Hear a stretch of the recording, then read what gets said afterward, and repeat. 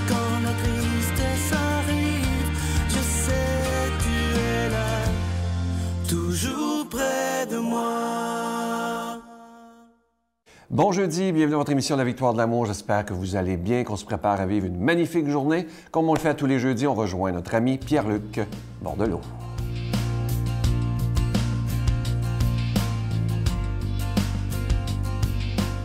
Bon matin de Dieu à vous, très heureux de vous retrouver ce matin. Ce matin, j'introduis un nouveau concept dans ma chronique de donneur de sens. Souvent, je me fais dire, c'est un beau message, donneur de sens, c'est vrai qu'il faut donner du sens, mais les gens, souvent après, parce que c'est une conférence que je donne aussi dans les milieux, ils venaient me voir pour me dire, c'est super beau, c'est très inspirant, mais il manque des outils concrets. Ça serait le fun que tu nous dises, on aime toujours ça, se faire dire un peu quoi faire, entre guillemets, c'est-à-dire au moins se faire inspirer à l'action, pas se faire imposer rien, là. Et c'est vrai que, je me disais, c'est vrai que des fois, il faut être inspirant, mais il y a d'autres fois, il faut juste amener au moins des méthodes, des outils. Je vous en propose un outil ce matin. Il s'agit de l'outil de la mission personnelle. Je vous en parle à cette question que vous vous posez souvent, qu'est-ce que je dois faire pour mieux être dans ce monde? Seigneur, que veux-tu que je fasse pour toi? C'est dans Saint-Luc, en passant, un évangile où l'aveugle, il demande ça. En fait, Jésus demande ça à l'aveugle, qu'est-ce que tu veux que je fasse pour toi? Hein? Je trouve que c'est une question super profonde. Est-ce que je suis toujours à la bonne place au bon moment? Qu'est-ce que je dois devenir?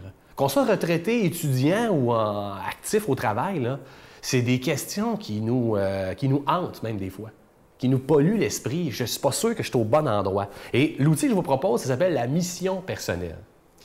Autrement dit, pas la mission d'un organisme, hein. Pas la mission d'une œuvre dans laquelle j'œuvre. Non, c'est vraiment votre mission à vous. Vous êtes envoyé pourquoi? Puisque le mot mission vient du terme latin missio, qui veut dire action d'envoyer.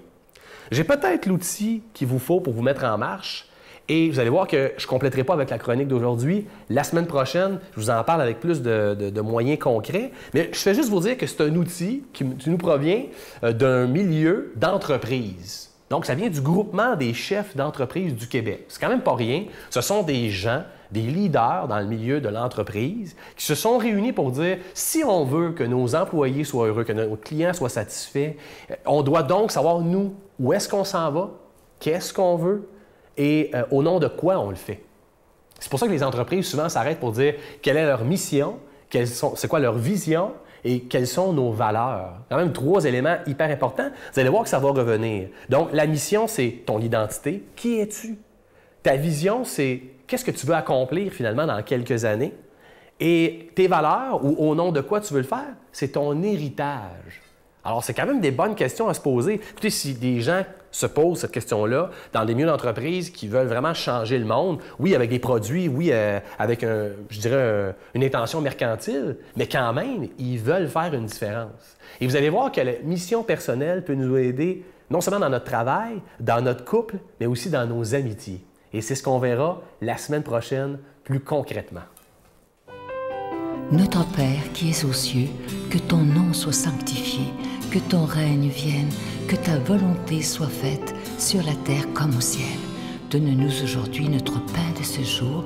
Pardonne-nous nos offenses comme nous pardonnons à ceux qui nous ont offensés.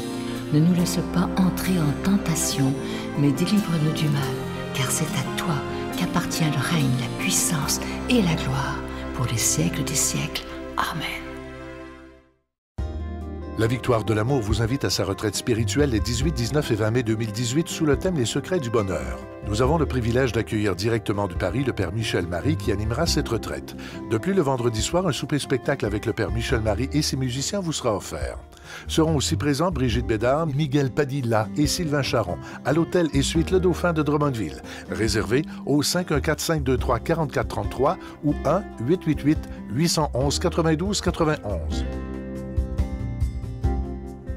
C'est avec beaucoup de joie que je vous parle encore une fois de ce magnifique cadeau du mois, une belle exclusivité de la Victoire de l'amour. Ça a été fait sur mesure pour nous par des artisans absolument extraordinaires. Il s'agit du pendentif de la prière de la sérénité. Ce bijou, il est plaqué or et il est déjà béni. Et pour ceux qui ne connaissent pas la prière, je vais vous la lire. C'est absolument magnifique. C'est vraiment incrusté dans le pendentif. Ça dit ceci: « Mon Dieu, donnez-moi la sérénité d'accepter les choses que je ne puis changer. le courage de changer les choses que je peux et la sagesse d'en connaître la différence. C'est vraiment très, très beau. Je vous rappelle que c'est avec un don de 25 $ et si vous en voulez deux, parce que ça se donne bien en cadeau, c'est avec un don de 40 $. Je vous donne l'adresse, La Victoire de l'Amour, casier postal 120, succursale Boucherville à Boucherville, J4B 5E6. Je vous la redonne, La Victoire de l'Amour, casier postal 120, succursale Boucherville à Boucherville, le J4B 5E6. Également par téléphone, par carte de crédit du lundi au vendredi de 8h30 à 16h30 dans le 514-523-4433, 523-4433 ou sans frais, le 1-888-811-9291, 1-888-811-9291 et aussi sur notre site Internet, le www.lavictoiredelamour.org. Alors, je vous rappelle, ce magnifique pendentif, il est fait à la main par des artisans absolument extraordinaires et c'est le pendentif de la prière de la sérénité. Je vous rappelle que ce bijou, qui est un véritable bijou, il est plaqué or et il est déjà béni. Moi, je veux vous dire un grand merci tout d'abord de votre prière pour ce ministère. Vous savez que dans un mois et quelques, ça fera déjà 23 ans que nous sommes là. Merci aussi de votre grande générosité parce que tout ça, c'est grâce à vous. Merci. Mon Dieu, donnez-moi la sérénité d'accepter les choses que je ne peux changer, le courage de changer les choses que je peux et la sagesse d'en connaître la différence. Amen. Aujourd'hui, la parole de Dieu est proclamée par quelqu'un qu'on apprécie beaucoup. C'est d'ailleurs lui qui fera la prochaine retraite au mois de mai prochain, réservée rapidement, de Paris, le Père Michel Marie.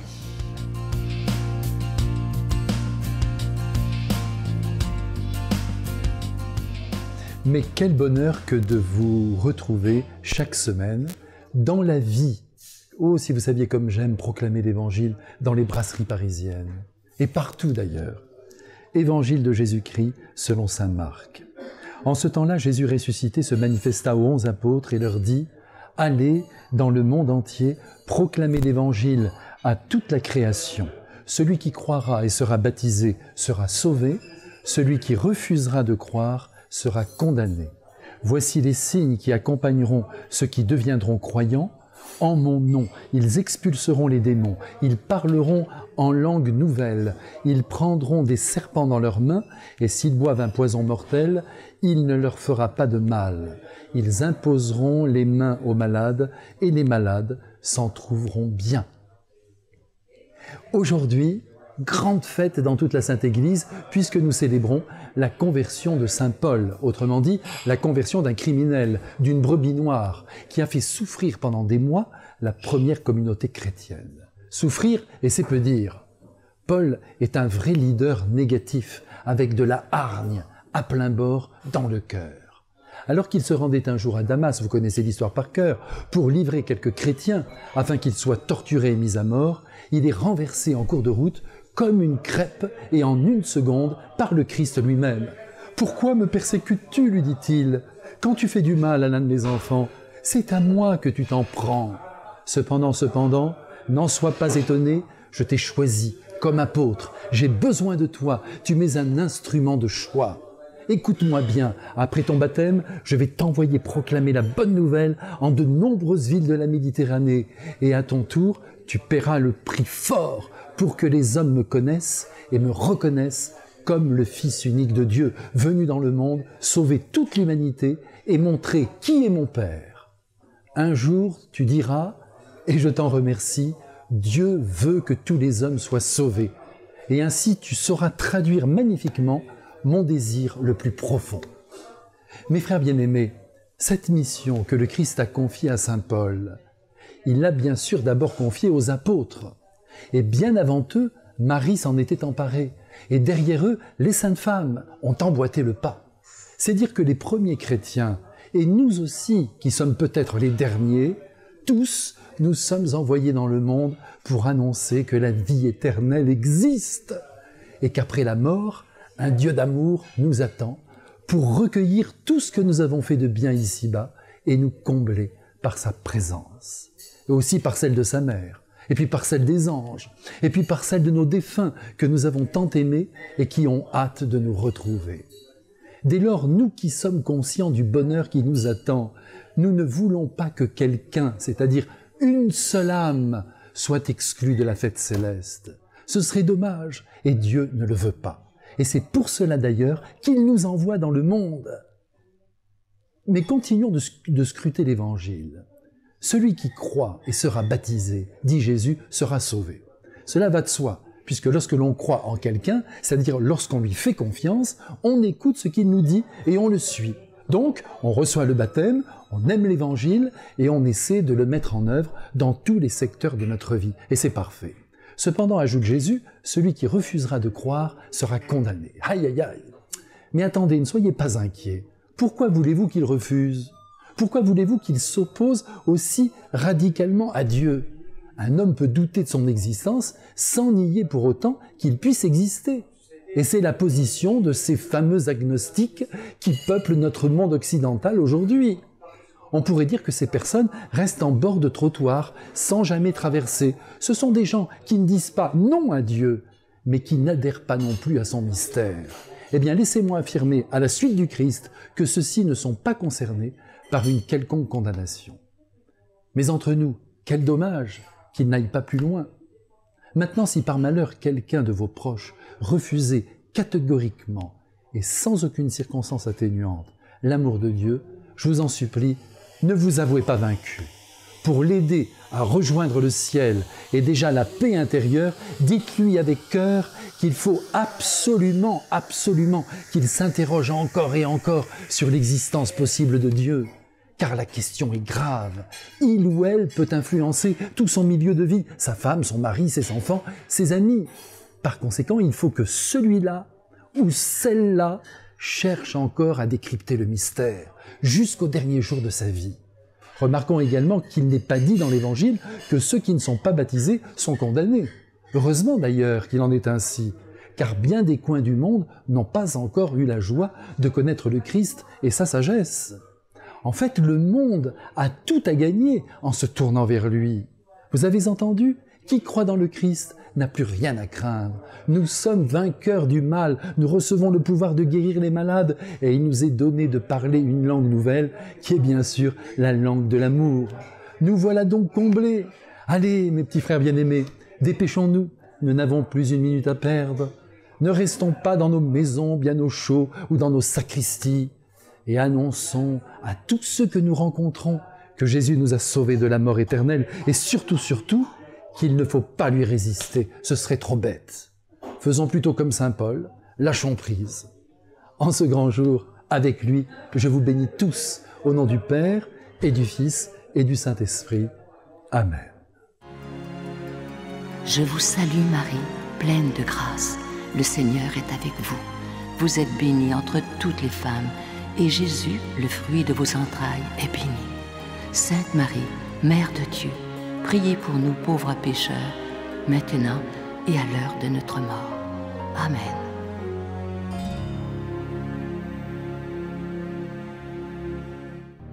La victoire de l'amour présente Approfondir sa foi, découvrir Jésus, vrai homme, vrai Dieu.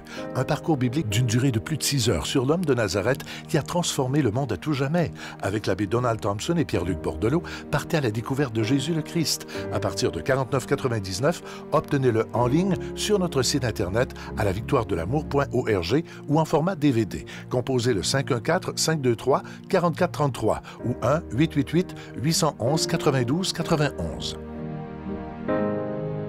Il me reste que le temps de vous souhaiter une magnifique journée. Comme je vous dis souvent, regardons ce qu'il y a de beau et de grand, parce que dans la vie, il n'y a pas juste des mauvaises nouvelles. Il y a beaucoup plus de belles choses qui se passent, mais malheureusement, on n'en parle pas. À demain. Bye. À un moment donné, on est obligé de convenir qu'on n'est pas juste un peu de matière qui s'est agrégée, qui s'est rendue intelligente et consciente, que il y a quelque chose qui nous échappe, il y a quelque chose qui est sous-tendu par une volonté un peu extérieure à nous, qui a construit tout ça d'une façon mystérieuse.